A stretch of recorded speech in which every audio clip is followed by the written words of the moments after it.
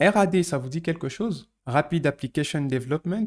Tous les frameworks se veulent être RAD. Ça veut dire qu'ils vont vous offrir des outils qui vont vous permettre de développer très rapidement vos applications. Ça peut être intéressant pour des petits projets ou encore pour des prototypes. Mais lorsque votre application commence à grandir au point d'être une application taille entreprise, vous allez très vite vous rendre compte que l'architecture par défaut proposée par Symfony n'est pas scalable et devient très difficile à maintenir. Dans cette vidéo, je vous propose de découvrir les principes de la clean architecture et comment nous pouvons les utiliser pour mieux structurer notre application Symfony. Moi, c'est Bernard Rindier de Devcast. Si Symfony et PHP t'intéressent, n'hésite pas à liker la vidéo et t'abonner pour soutenir mon travail.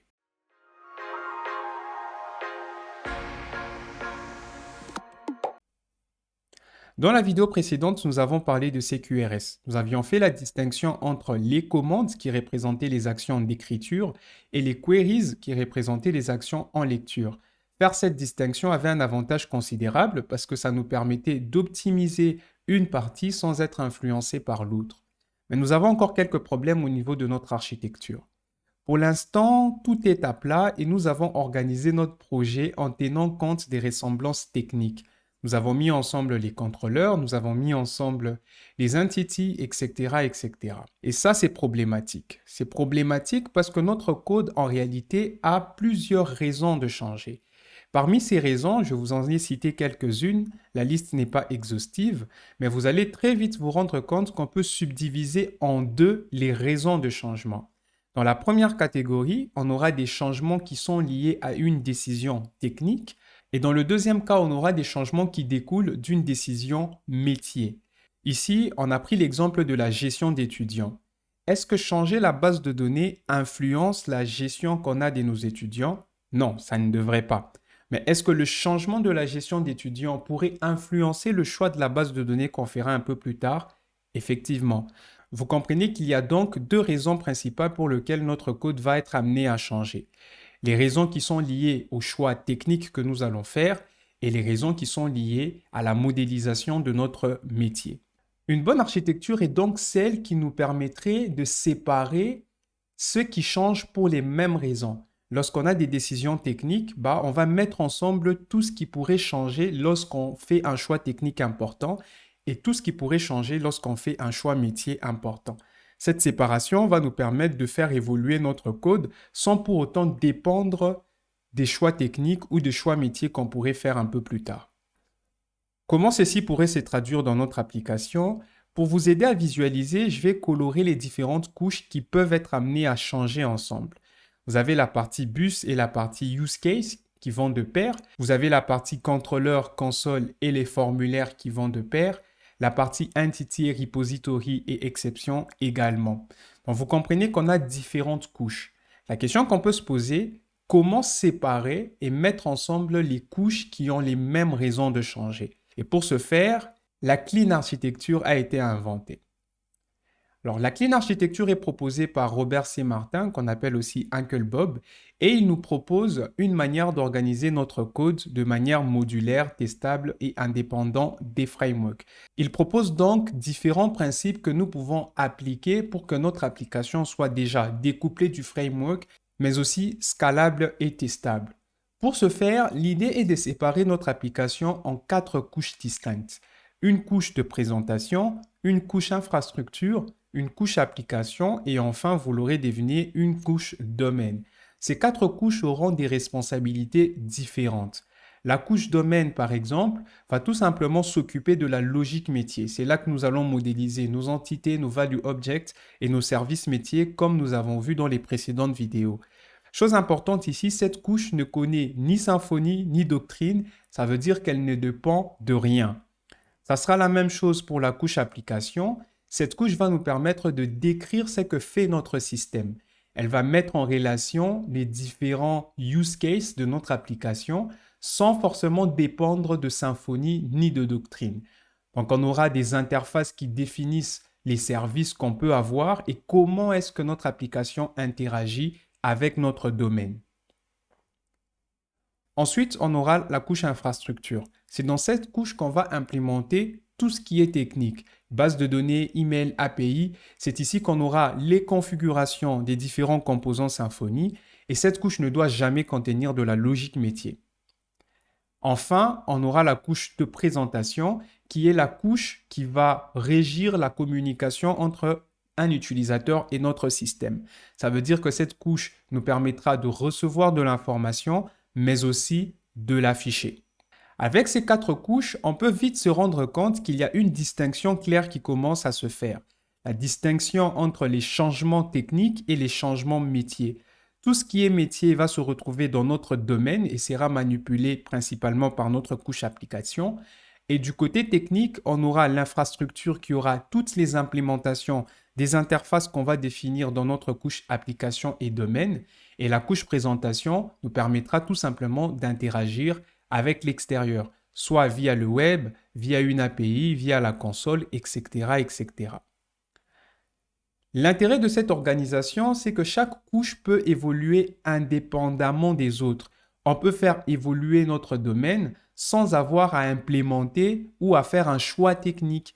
Donc, les décisions techniques et les décisions de domaine ou de métier sont séparées et ça nous permet de faire évoluer notre application sans avoir une contrainte technique.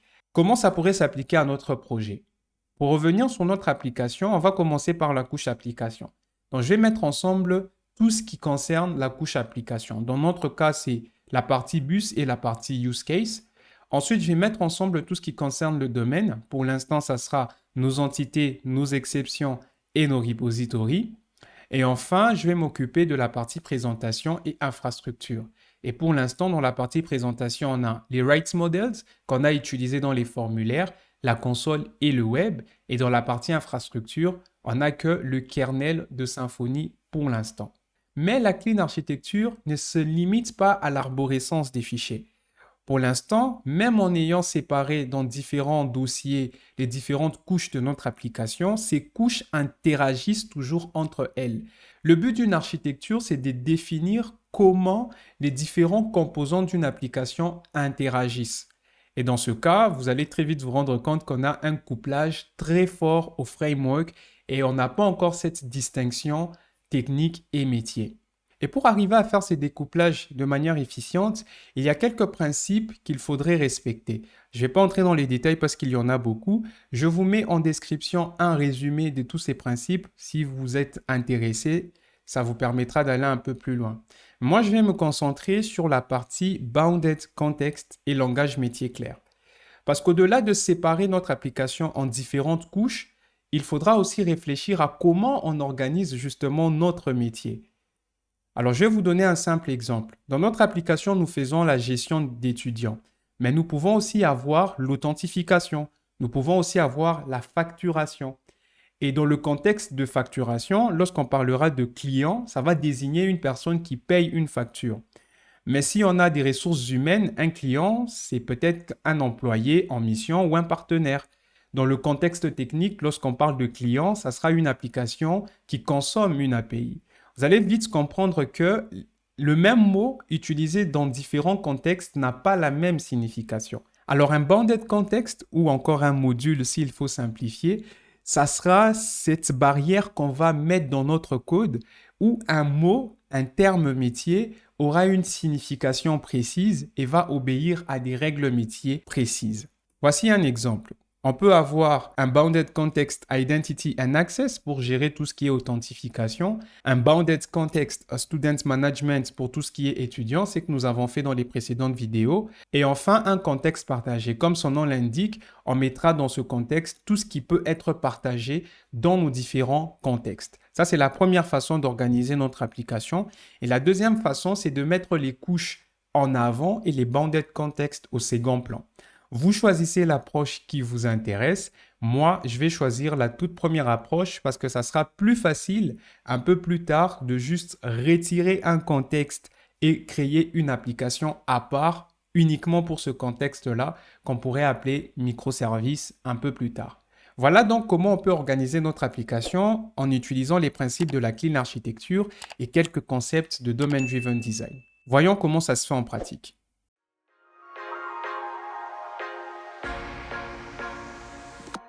De retour dans mon projet, la première des choses que je vais commencer à faire, c'est gérer mes namespaces. Au niveau de mon fichier composer.json, Je vais remplacer le namespace app par le nom de mon application. C'est pas obligatoire, mais c'est quelque chose que j'ai l'habitude de faire. Je vais remplacer app par Classroom, qui est tout simplement le nom de mon application. Et je peux utiliser les capacités de mon éditeur pour remplacer partout où il y avait app par Classroom. Je remplace partout. Une fois que ceci est fait, je peux me rendre dans mon service.yml pour gérer l'injection de dépendances et me rassurer qu'on a remplacé app par Classroom à ce niveau-là. Ici, on voulait injecter adresse factory, mais ça, ce n'est plus important, donc je peux supprimer cette partie et c'est tout ce que j'ai besoin de faire pour l'instant. Je peux maintenant subdiviser mon code source en deux bounded context. Je vais créer un nouveau dossier qui sera le bounded context partagé, shared context, vous pouvez aussi l'appeler shared kernel, et student management. À l'intérieur de ces deux dossiers, je vais créer les 4 dossiers qui représentent les 4 couches, application, domaine, présentation et infrastructure. Je vais également créer les 4 dossiers pour mon bounded context student management et je peux commencer à m'organiser autrement. Déjà, la partie use case, dans ce cas, c'était tout ce qui concernait l'étudiant. Ça va aller dans la couche application.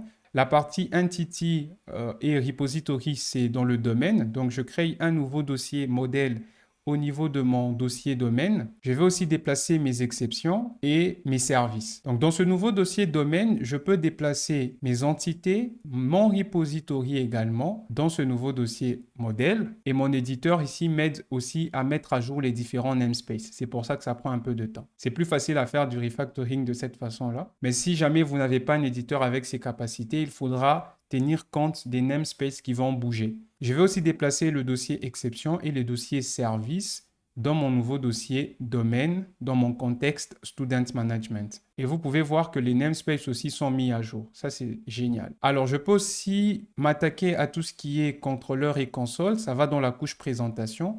Dans ma couche présentation, je vais créer un nouveau dossier pour le web que je vais appeler web. À l'intérieur, je vais déplacer mes formulaires et mes contrôleurs parce que ça, c'est lié au web. Je vais aussi déplacer mon dossier console dans ma couche présentation. Ceci fait, vous pouvez voir qu'il nous reste le dossier bus, event listener et reads model.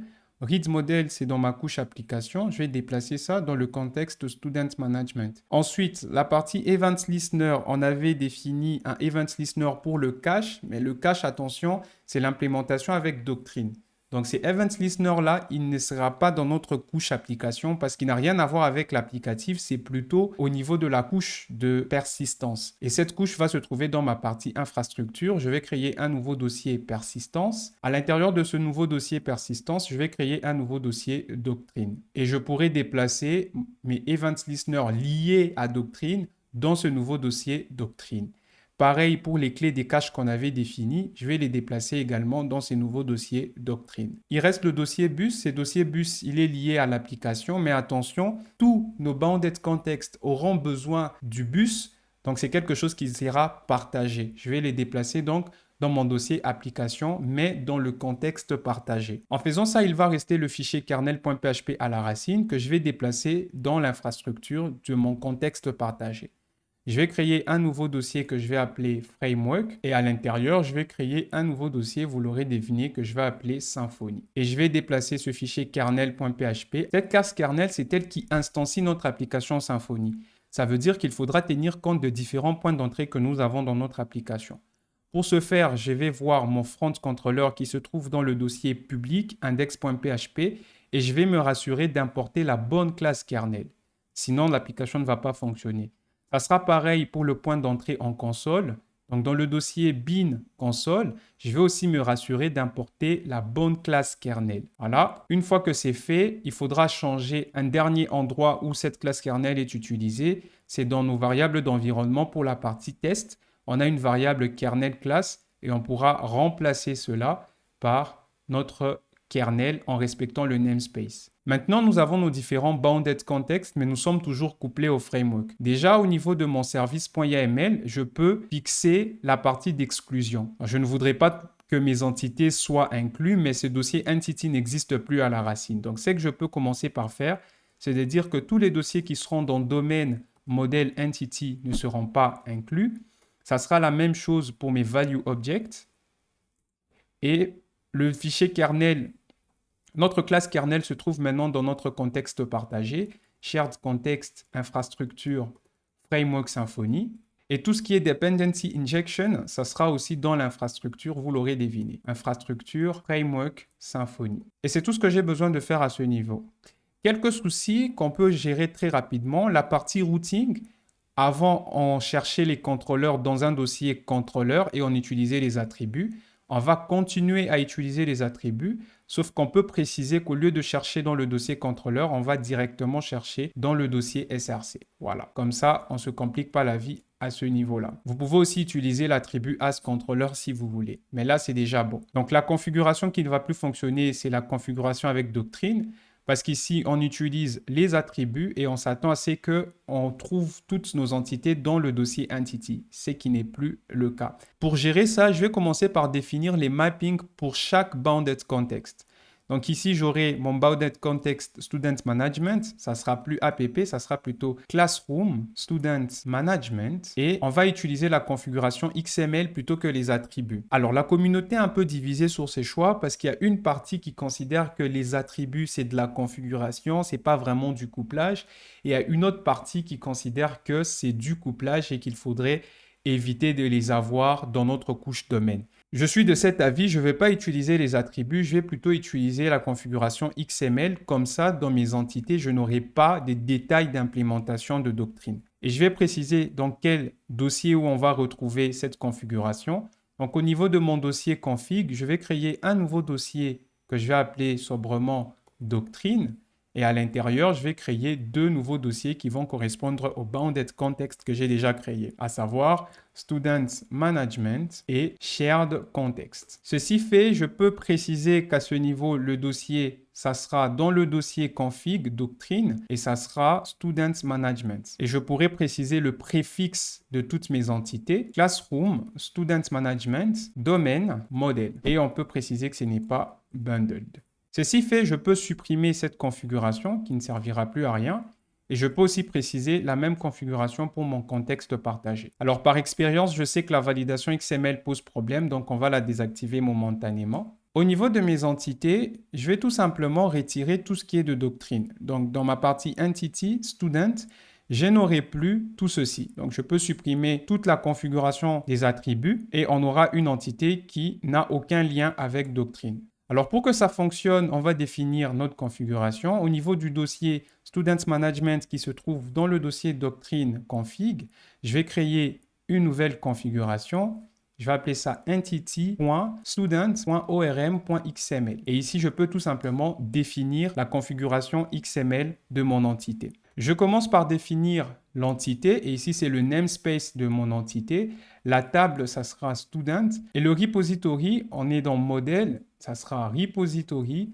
Alors, dans notre cas, on n'utilise pas les UEID comme identifiant, on utilise la stratégie par défaut et je peux préciser les différentes valeurs. On n'a pas ces champs-là, on a tout simplement un champ field de type buffDate qui est de type datetime immutable. Pour les autres champs, c'était des embeddable. Donc, je m'en vais créer mes différents champs. Ça sera le value object username qui était un embeddable et je pourrais préciser embedded au niveau de ma configuration. Je vais appeler ça value object.username.orm.xml et je vais tout simplement préciser que c'est embeddable, préciser le FQCN de la classe. Ensuite, je précise l'attribut qu'on va stocker en base de données. Ceci fait, je peux me rendre dans mon entity et rajouter cet embeddable en utilisant embedded pour le nom d'utilisateur. Voilà, ça sera la même chose pour l'adresse. Je peux donc créer un nouveau fichier de configuration valueobject.adresse.orm.xml. Je vais préciser le FQCN de mon adresse et préciser les différents champs.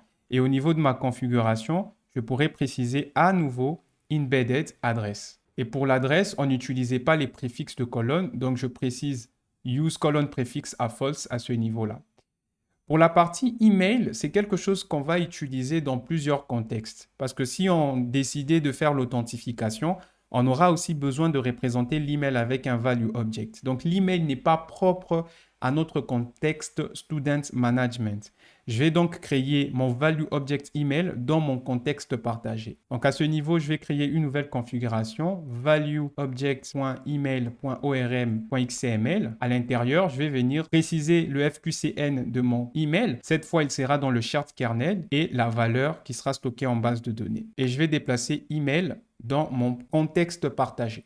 J'ai tendance à interchanger les termes shared kernel et shared context, mais comprenez que c'est le contexte partagé. Ça sera la même chose pour ma partie adresse, je n'aurai plus besoin de ces attributs, je peux donc les supprimer.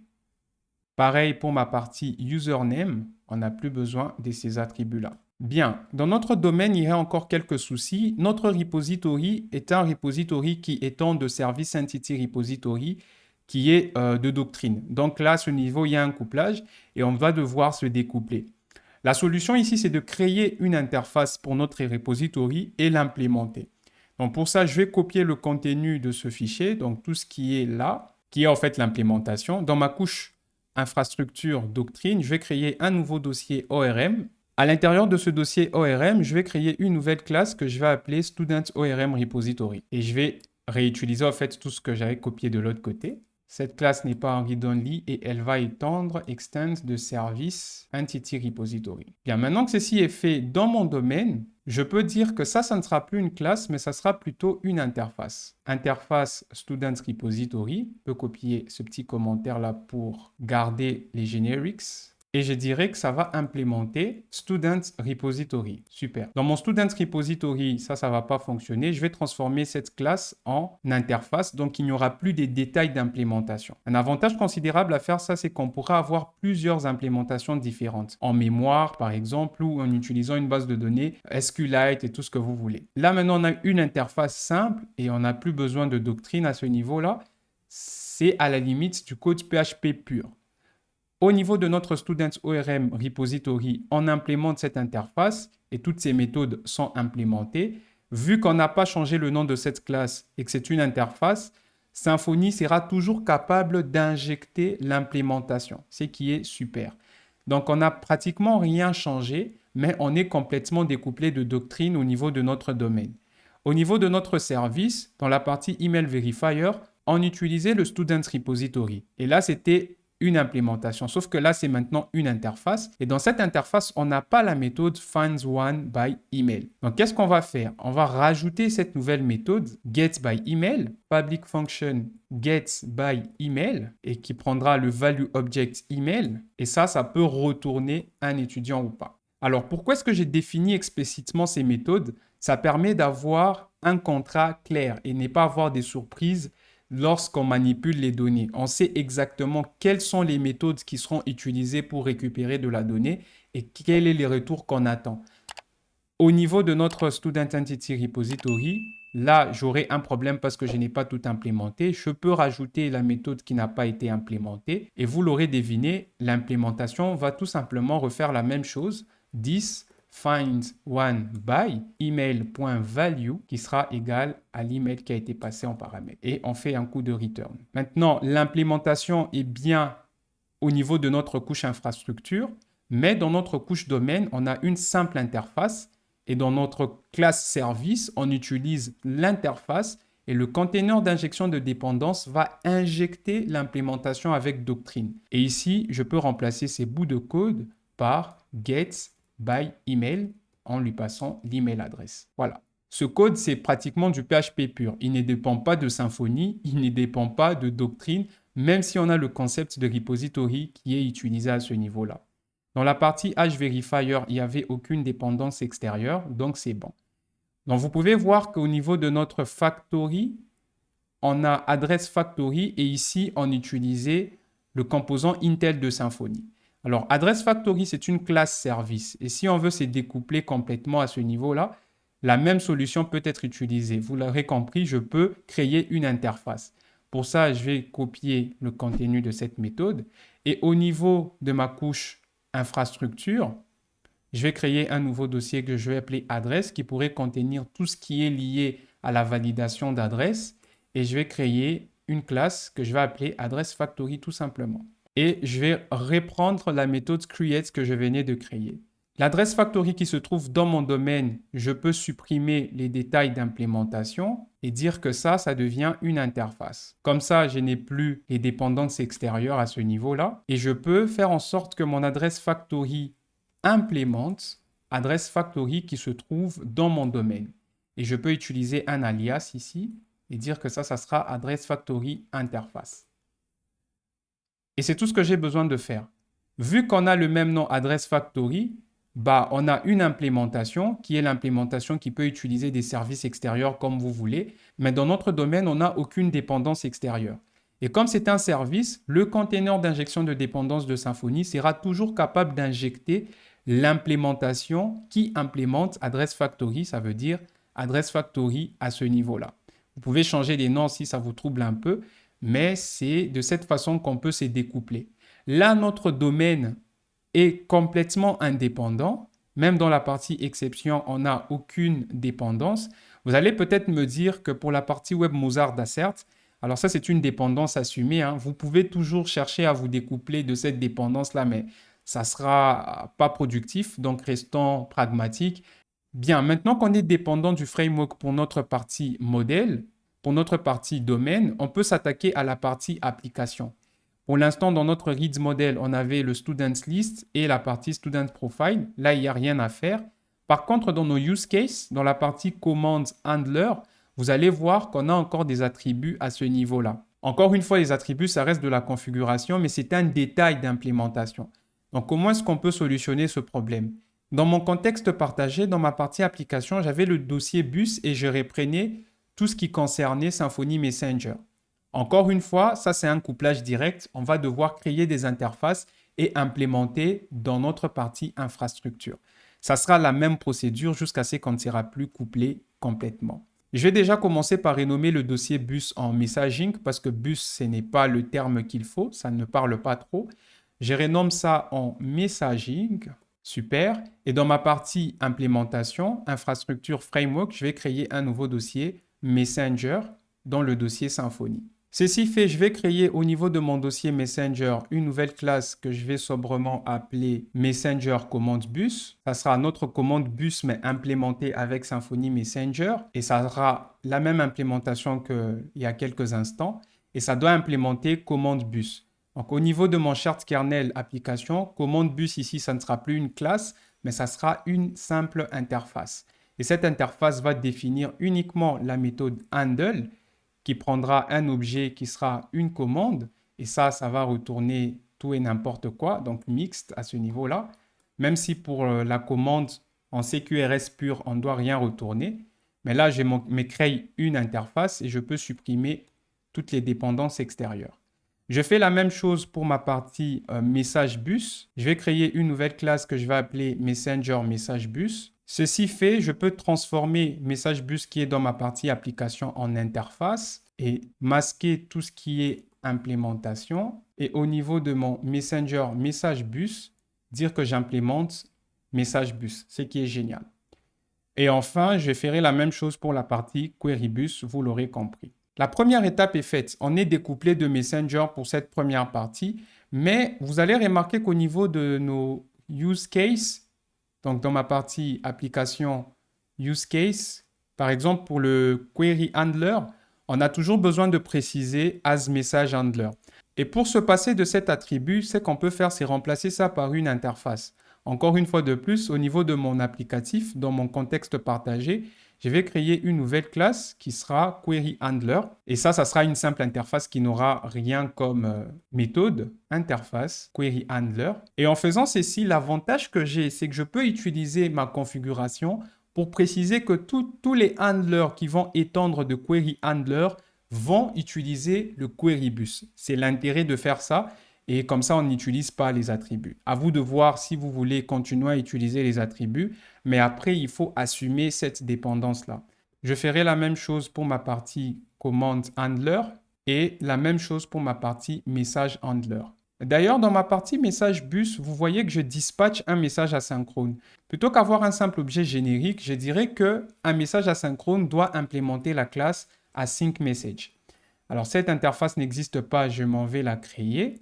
Ça sera une simple interface qui n'aura aucune méthode, vous l'aurez compris. On va l'utiliser pour la configuration. Async message. Voilà, maintenant j'ai une interface async message qui va représenter des messages asynchrones et mon message bus ne va plus attendre un objet, mais plutôt un message de type async message. L'intérêt de faire ça, c'est qu'au niveau de ma configuration Messenger, dans ma partie routing, je peux préciser que toutes les classes qui implémenteront async message vont utiliser directement le transport asynchrone. Je ne change pas ma configuration des bus. Par contre, au niveau de mon service.yml, je vais dire que tout ce qui est de type command handler, toutes les classes qui vont implémenter cette interface, on va les traiter comme des messages handlers et vont utiliser le bus command bus. Toutes les classes qui vont implémenter mon query handler vont utiliser le query bus et seront traitées évidemment comme messenger handler. Ce qui est génial. Donc, on a une seule configuration pour toute notre application et on arrive à faire le routing automatiquement. Génial. Ceci fait, on s'est découplé au niveau de notre applicatif de Messenger.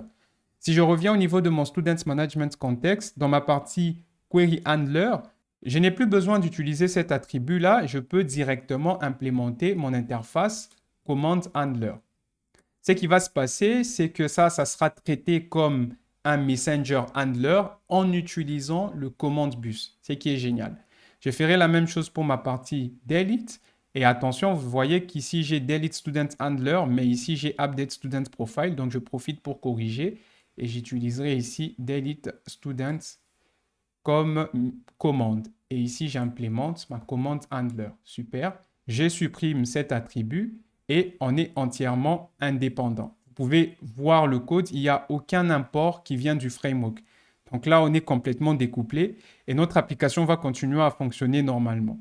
Pareil pour la partie Update Student, je supprime cet import pour ne plus avoir affaire au framework et j'implémente mon command handler. Génial. On est complètement découplé. Le Student Repository, c'est une interface. Email Verifier, c'est un service qui utilise une interface. Donc, il n'y a rien qui est un détail d'implémentation à ce niveau-là, ce qui est génial. Autre chose pour la partie Query Handler, là, il y a à boire et à manger, comme on dit. Déjà, je vais commencer par supprimer toute cette partie, mais on a une dépendance avec Doctrine qu'il faudra gérer. Je vais implémenter Query Handler et on va voir comment gérer ce couplage-là un peu plus tard. Dans ma partie Get Profile, je vais faire la même chose. Je supprime l'attribut et j'implémente Query Handler. Une fois de plus, vous voyez qu'on a un souci à ce niveau-là parce qu'on utilise directement la connexion. Donc ça, c'est une dépendance directe à notre base de données. La solution, ça sera toujours la même. On crée une interface et on implémente ceci dans l'infrastructure. Donc au niveau de mon infrastructure Doctrine, je vais créer un nouveau dossier que je vais appeler DBAL comme Database Abstraction Layer. Et à l'intérieur de ce DBAL, je vais créer deux classes qui seront mes query handlers. Get Student List DBAL Handler. Comme on a eu le ORM Repository, on aura aussi le Get Student Profile DBAL Handler. Et vous l'aurez compris, cette classe va implémenter mon Get Student List DBAL Handler qui n'est pas encore une interface. Donc, au niveau de mon Get Student List, ici, je transforme cette classe en interface. Et ici, ça sera plus Implement, ça sera Extends plutôt. Et je copie les détails d'implémentation. Voilà, c'est tout ce que j'ai besoin de faire. Au niveau de l'implémentation, tout ce que je vais préciser, c'est que j'aurai une méthode invoke qui prend en paramètre un get student list et qui retourne un student list. Je ne dis pas comment ça va se faire, mais j'ai dit juste ce à quoi je m'attends. Et l'implémentation va se faire dans notre couche infrastructure. Voilà. Donc là, vu que j'implémente cette classe-là, tout se passe comme prévu, il n'y a pas de souci.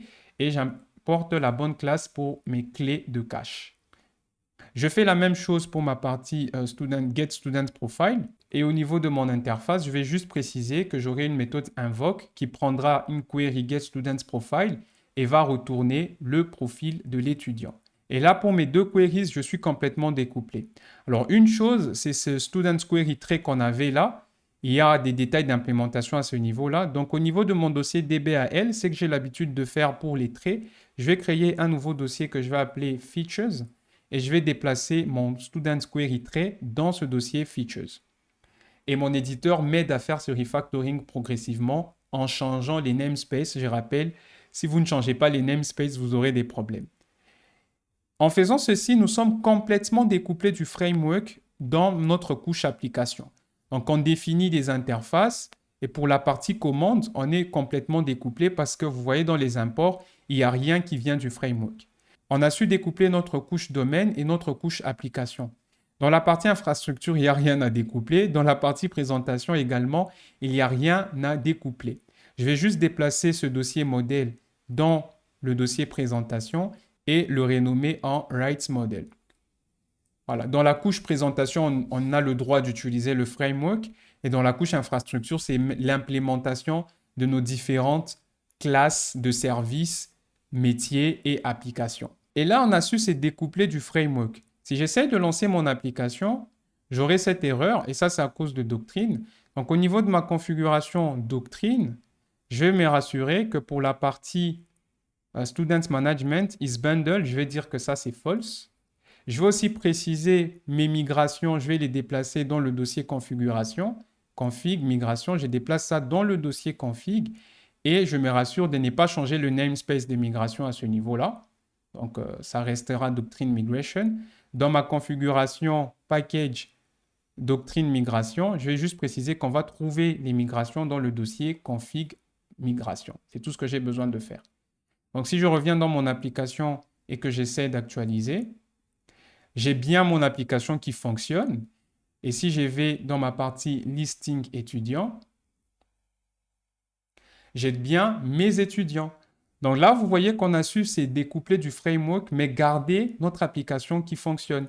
Si j'essaye d'afficher un étudiant, j'aurai le bon résultat. Mais là, on a un souci avec la classe Student Cache Keys. Donc, il suffit d'aller dans notre couche infrastructure, Doctrine, DBAL et regarder nos différentes implémentations pour la partie Get Student Profile et importer la bonne classe pour notre clé de cache. Ceci fait, si je reviens et que j'actualise la page, j'ai bien mes différentes informations. Je peux mettre à jour un étudiant et on aura encore un problème. Il n'arrive pas à trouver username. Alors ça, c'est parce qu'au niveau de notre configuration, donc je vais regarder Doctrine Student Management Entity et je n'ai pas précisé où trouver l'adresse email. Donc l'adresse email, ça sera dans notre shared kernel. Embedded email, ça sera dans le shared kernel. Shared context, j'arrive. Et si j'essaye d'actualiser, ok, il me dit Classroom, shared context n'existe pas parce qu'ici c'est email. Et vous voyez que mon dossier Value Object est dans le dossier Entity, c'est qui pose problème. Donc, je déplace mon dossier Value Object au niveau de mon dossier modèle. Comme ça, il ne sera plus imbriqué dans le dossier Entity. Super. Faisant ça, ça va régler ce problème et la classe sera retrouvée. Je n'ai plus le problème avec mes Value Objects. Par contre, j'ai un problème avec mon repository. Ce problème arrive parce que notre repository est une interface. Donc, au lieu de préciser l'interface, on doit préciser l'implémentation, ce qui est tout à fait logique. Dans ma configuration Doctrine, au niveau de mon student, je ne vais plus utiliser ici l'interface, mais plutôt l'implémentation. Donc, ça sera infrastructure, persistance, Doctrine, ORM, students, ORM, repository. Ceci fait, si je reviens dans mon application et que j'actualise, j'ai bien les détails de l'utilisateur et je peux essayer de mettre à jour un utilisateur, update, et j'aurai bien l'utilisateur mis à jour. J'ai encore ce problème avec CacheKey parce qu'il essaye d'importer la classe, mais pas au bon endroit. Donc là, vous voyez que c'est dans mon infrastructure et dans Cache Invalidation Listener. Donc tout ce que j'ai à faire, c'est revenir au niveau de mon Cache Invalidation Listener qui se trouve dans ma couche infrastructure, vous l'aurez compris. Et je vais importer la bonne classe. Voilà. Décidément, l'IDE ne m'a pas aidé à ce niveau-là. Et je vais me rassurer d'importer la bonne classe.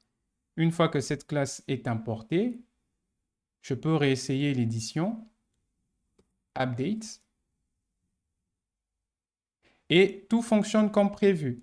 Alors, vous avez vu qu'on a su découpler notre application du framework. Si on regarde à quoi ressemble notre application maintenant, on a à la racine de notre projet deux contextes, le contexte partagé et le contexte Student Management. À l'intérieur de ce contexte, dans la partie domaine, on n'a aucune dépendance avec le framework. Dans la partie application, on n'a également aucune dépendance avec le framework. On définit tout simplement des interfaces qui sont implémentées dans notre couche infrastructure et la présentation s'occupe de recevoir les informations et de les renvoyer.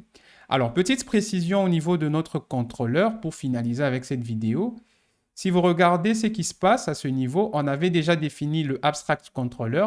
Ça peut être quelque chose de partagé. Donc, au niveau de ma couche présentation dans le contexte partagé, je crée un dossier web à l'intérieur duquel je vais créer un nouveau dossier controller. Je vais déplacer ces Abstract Controller dans mon contexte partagé. Au niveau de l'édition de l'étudiant, Update Student Profile, dans la vidéo précédente, je vous avais dit qu'on pouvait se permettre de passer le student ici et de récupérer l'information. Ça pose problème parce que c'est un couplage avec la couche infrastructure. Donc là, on a la couche de présentation qui est couplée de manière implicite avec notre couche infrastructure. Je vais donc remplacer student par int pour que Symfony ne puisse pas chercher cette information en base de données automatiquement et je vais injecter mon repository depuis le constructeur. Vous allez me dire, ça sert à rien, c'est pratiquement la même chose, mais non. L'implémentation de notre repository peut être différente. On peut avoir un repository qui tape dans une base de données ou un repository qui tape dans une API externe. Donc, utiliser ici le mapping automatique de doctrine. Si vous savez que vous allez utiliser la base de données, vous pouvez vous le permettre. Mais si vous voulez complètement être découplé, il faudra injecter à ce niveau le repository. Student Repository, je vous rappelle, c'est une interface et l'implémentation peut changer. Donc, à ce niveau, on n'aura plus le student et on pourra le récupérer depuis le repository.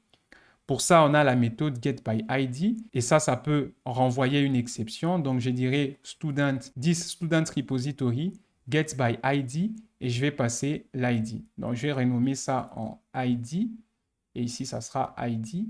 Et ça nous retourne un student. Si jamais nous avons une exception de type student not found, alors on va renvoyer une exception de type not found classique, create not found exception. Alors en faisant ceci, notre couche présentation n'est plus implicitement couplée avec la base de données. Il faut avoir ça à l'esprit, c'est à vous de choisir. Est-ce que c'est productif de le faire de cette façon-là ou est-ce que vous voulez laisser le framework vous aider à ce niveau? Vous voyez et vous choisissez. Dans ce cas, ce repository, ça reste une interface, donc l'implémentation peut varier. Et si je vais tester ce contrôleur, je peux injecter un repository en mémoire plutôt qu'avoir une vraie base de données qui tourne pour tester mes contrôleurs. Donc, gardez ça à l'esprit, ça peut être très intéressant.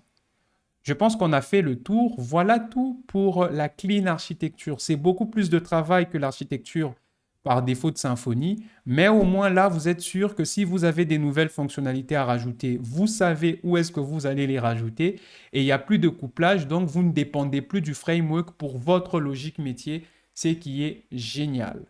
Donc, n'hésitez pas à poser des questions dans les commentaires. Je réponds à tous vos commentaires.